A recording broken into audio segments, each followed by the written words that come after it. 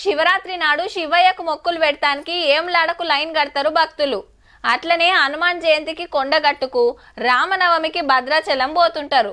బ్రహ్మోత్సవాలప్పుడు యాదగిరి నరసన్న గుట్టకు, దేవి నవరాత్రులప్పుడు అమ్మవారి గుళ్ళకు శీతం పోతుంటారు. ఇట్లా ఏ పండుగ అయితే ఆ దేవుళ్ళను కొలుసుకుంటారు.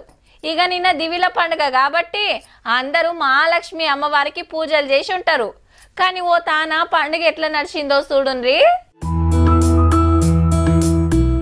పూలదండలు కట్టిండ్రు, దీపాలు ముట్టించిండ్రు, పటాకులు కాల్చిండ్రు. కానీ ఇండ్ల ముంగట కాదు, గోరీల కాడ.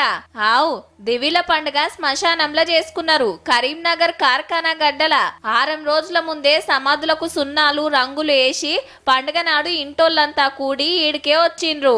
ఇంటి దగ్గర లక్ష్మీ పూజ చేసుకొని ఈవినింగ్ పూట మా పెద్దవాళ్ళ సమాధుల దగ్గరికి వచ్చి క్యాండిల్స్ వెలిగించి క్రాకర్కు కాల్చి వాళ్ళకి ఇష్టమైన ఫుడ్ పెట్టి వాళ్ళ ఆశీర్వాదం తీసుకుంటాము.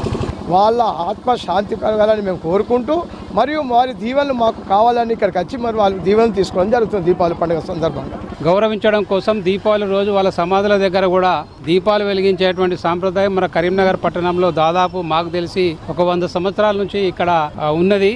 పండుగ పూట పెద్దలను గిట్ల తలుసుకొని నచ్చినే వండి పెట్టి శాంతి చేస్తారన్నట్టు వెనకటికెళ్ళి ఇట్లనే చేసుకుంటున్నారు. దీపాలు ముట్టించుడు, పటాకులు కాల్చుడు జోరుగా నడిచింది.